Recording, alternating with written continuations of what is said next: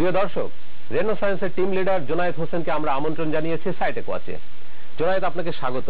আর আপনার দল রেনো সায়েন্সকেও অনেক অনেক অভিনন্দন এমন যুগান্তকারী একটি আবিষ্কারের জন্য।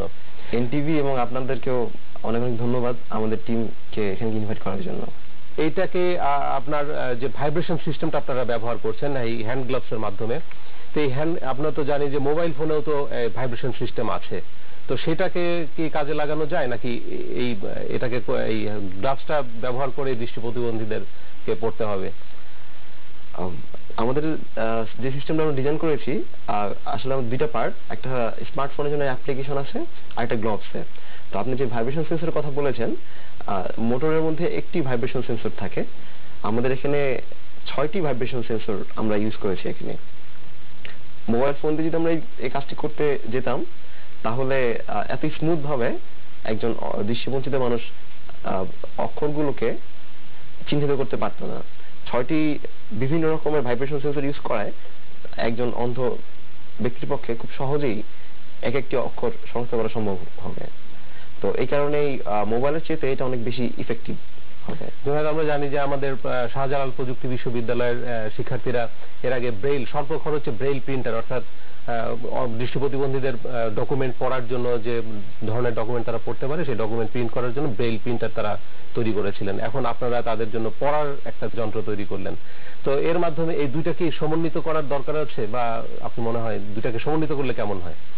শাহজালাল বিশ্ববিদ্যালয়ে যে প্রজেক্টটি করেছে সেটিও আসলে অনেক চমৎকার, কারণ এক্সিস্টিং যে ব্রেইল সিস্টেমটা আছে তা অনেক বেশি এক্সপেন্সিভ, কস্টলি। প্রিন্টিং করাটা, ট্রান্সফার করাটাও একটু ঝামেলাকর।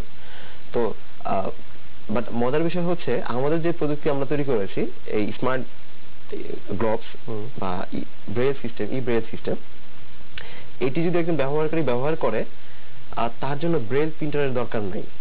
মানে হচ্ছে আমাদের স্মার্টফোনে মাধ্যমে কম্পিউটারের বা ইন্টারনেটের সমস্ত তথ্যই একজন ব্যক্তি এই গ্লাভসের মধ্যে পড়তে পারবে। আর আমাদের সাধারণ যে ব্রেইল সিস্টেমগুলো আছে তার জন্য প্রসেস করা লাগবে, প্রিন্ট করা লাগবে, এই জিনিসগুলো এখানে করার কোনো দরকার নেই। তো স্মার্ট গ্লাভস বা ব্রেইল সিস্টেম ব্যবহার করে ব্রেইল প্রিন্টারের সাহায্য ছাড়াই একজন দৃষ্টিবঞ্চিত মানুষ আমাদের মতো সমস্ত ইনফরমেশন তারা পড়তে পারবে হাতের ইশারায়।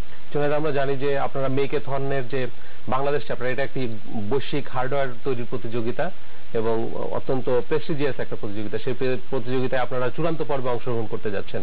তো এখন এটাকে আপনারা কিভাবে, মানে সেখানেও তো 1, 2, 3-এর মধ্যে আমরা আশা করবো যে আপনারা থাকবেন, তো সেটার জন্য আপনারা কি করছেন?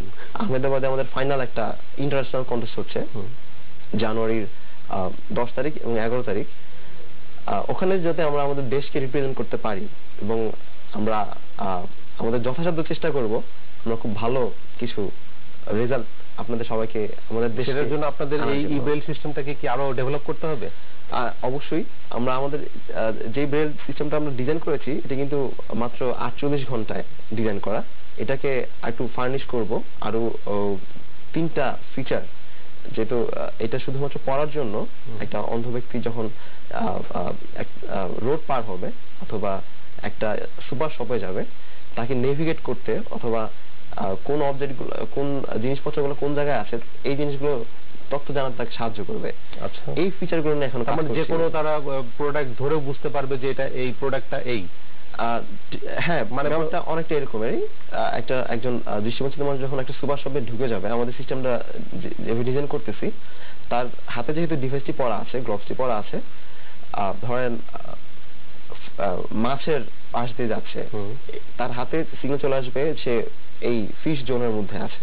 আচ্ছা, সে যখন ভেজিটেবলের পাশ দিয়ে যাবে, র্যাকের পাশ দিয়ে যাবে, তার হাতে চলে আসবে যে ভেজিটেবল এই এরিয়ার মধ্যে আছে। মানে ডিফারেন্ট ভাইব্রেশন হবে। হ্যাঁ, এবং লেখাটাই বেসিক্যালি সিগন্যাল, যেমন আমাদের ট্যাগ থাকে, ট্যাগটা এখানে চলে যাবে আর কি।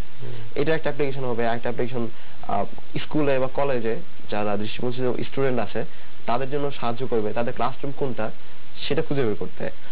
বা বাহিরের উন্নত বিশ্বে আপনারা অবশ্যই জানেন রাস্তা পার হওয়ার জন্য একটা নির্দিষ্ট জায়গা থাকে।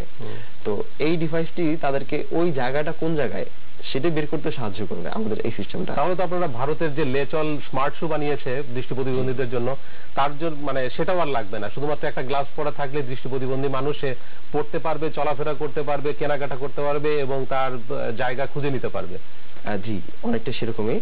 তো আমাদের এই সিস্টেমে যদি আমরা ডিজাইন করা কোর্সে এমন করে চিন্তা করে যাতে এটা অনেকগুলো মানুষের উপকার হয়। তো যদি এটার একটা ব্যবসায়িক ভাবে বড় আকারে শুরু করা যায়, আমি বিশ্বাস করি যারা দৃষ্টিবঞ্চিত মানুষ তাদের কষ্ট অনেকটাই লাঘব হবে। আর এটা তো ইন্টারন্যাশনাল কম্পিটিশনে যখন যাবেন তখন তো এটা পেটেন্টও হয়ে যাবে আপনাদের নামে, অর্থাৎ বাংলাদেশের নামে। জি জি, অবশ্যই। পেটেন্টের দায়িত্বটা যারা অর্গানাইজার তারা না, আমরা চেষ্টা করব কোনো একজন ইনভেস্টর অথবা কোনো একটা বড় বিজনেস অর্গানাইজেশন তাদের সাথে পার্টনারশিপে যাওয়ার জন্য, এবং পেটেন্টটা আমাদের নিজেদের নামেই থাকবে অবশ্যই, এবং বাংলাদেশের নামেই থাকবে।